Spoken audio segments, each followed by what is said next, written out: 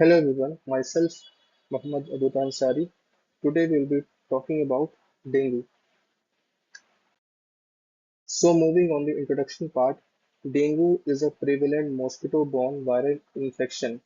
क्या है dengue? Dengue एक प्रिवेलेंट मतलब मोस्ट कॉमन वायरल इन्फेक्शन है जो कि ट्रांसमिटेड होता है बाय एडीज फीमेल मॉस्किटो। एक तरह का मॉस्किटो होता है, होता है फीमेल एडीज मॉस्किटो के थ्रू ये फैलता है। What are the symptoms or by which we can notice the person is having dengue? It is high fever, severe joint, muscle pain in some cases. The dengue virus has spread to the people through the bite of an infected Aedes species, that is Aedes aegypti and Aedes albopictus.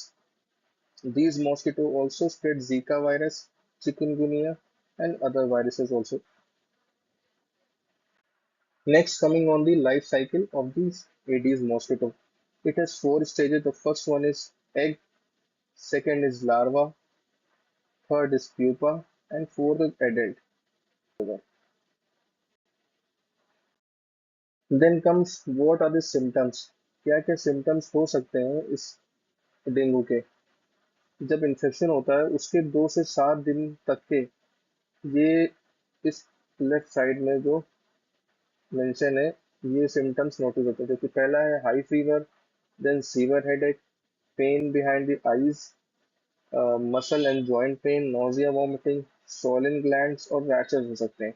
अब severe dengue symptoms क्या क्या हो सकते हैं after the fever has gone, मतलब बुखार जाने के बाद भी क्या क्या सीवियर डेंगू सिम्टम्स हम लोग देख सकते हैं।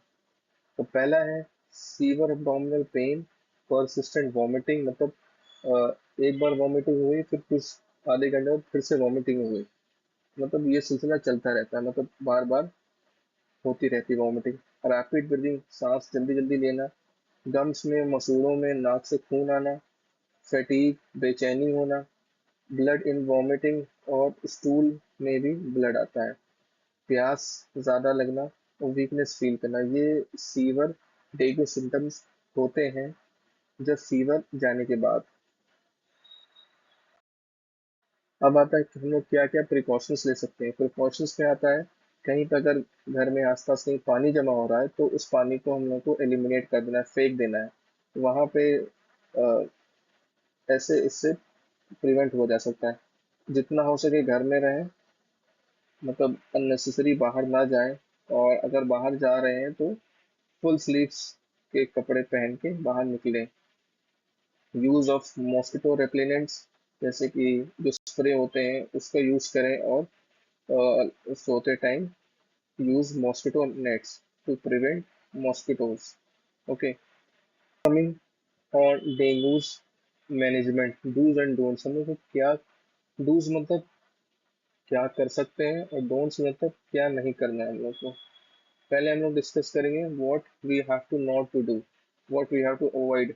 Don't use corticosteroids because these corticosteroids are indicated and can increase the risk of GI bleeding, मतलब गैस्ट्रोइंटेस्टाइनल ब्लीडिंग कॉज कर सकते हैं, हाइपरग्लाइसीमिया, शुगर के लेवल बढ़ा सकते हैं, इम्यूनोसप्रेशन कॉज कर सकते हैं।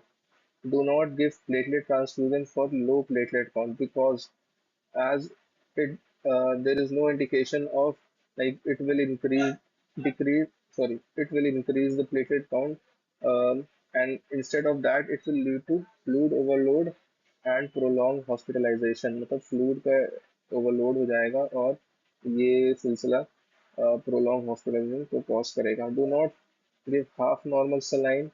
Do not assume that IV fluids are necessary. Then what we can do? Do tell outpatient when to return. Do recognize the critical period.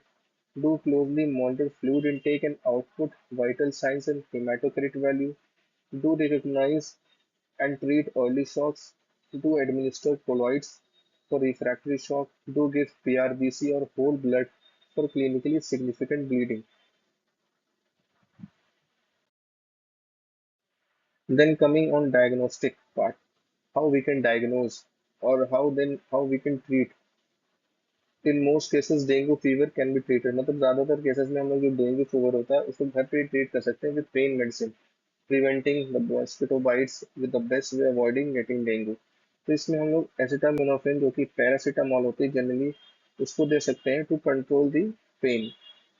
और एनएसएड्स जो कि non steroidal anti inflammatory drugs होते हैं, for example ibuprofen and aspirin, इसका avoid करना है क्योंकि ये ब्लीडिंग को कॉज करते हैं, रिस्क ऑफ ब्लीडिंग कॉज करते हैं। अब यहाँ पे जैसे मेंशन है C Y D T D V, ये ब्रांड नेम है। डेंगा वैक्सिया करके एक आती है, वैक्सीन आती है, जो कि अप्रूव्ड है WHO की तरफ से, और ये age group of 9 to 45 age group को दी जाती है। क्योंकि और hence as it is not approved in India, this has not been licensed till now in India, so no need to, like, information के लिए जान सकते हैं, बट इंडिया में ये प्रूफ नहीं है तो इतना कोई इम्पोर्टेंस नहीं है अभी यहाँ पे।